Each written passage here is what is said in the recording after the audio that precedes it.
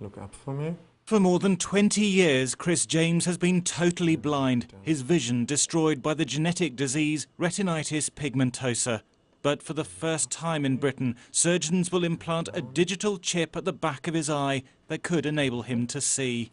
Can you see anything there? Tests have confirmed that his retina, equivalent to the film in an old camera, is beyond repair, but the chip could bypass the damage, giving him a bionic eye.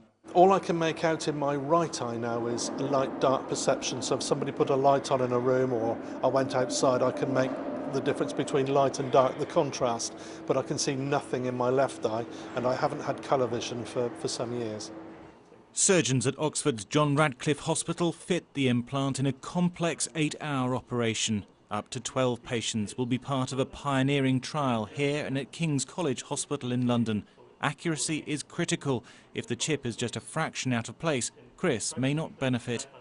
To get the most out of the chip, surgeons need to reach the sweet spot of Chris's retina, where images are sharpest and the nerves are most densely packed. But to get there, they need to thread a floppy cable between the layers of the eyeball. And the target is only the size of a pinhead.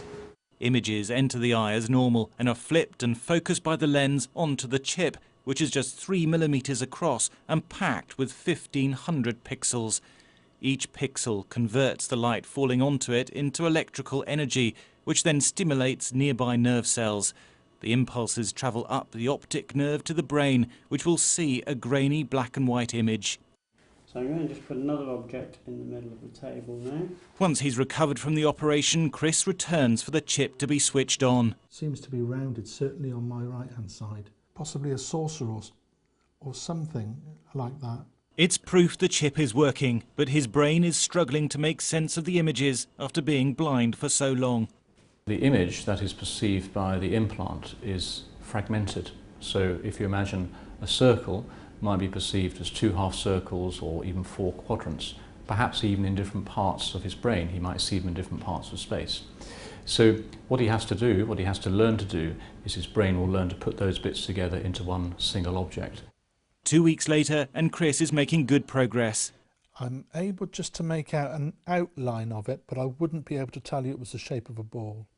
In time, this is the kind of vision he might gain, fuzzy and as if he's looking through a small window. But for him, it means independence. I've always had that thought in the back of my mind that one day I will be able to see again. This isn't a cure, but you know, it might put the world into some perspective and some imagery for me, rather than just you know, a black world. Engineers at the company Retina Implant hope to improve the chip's resolution in future.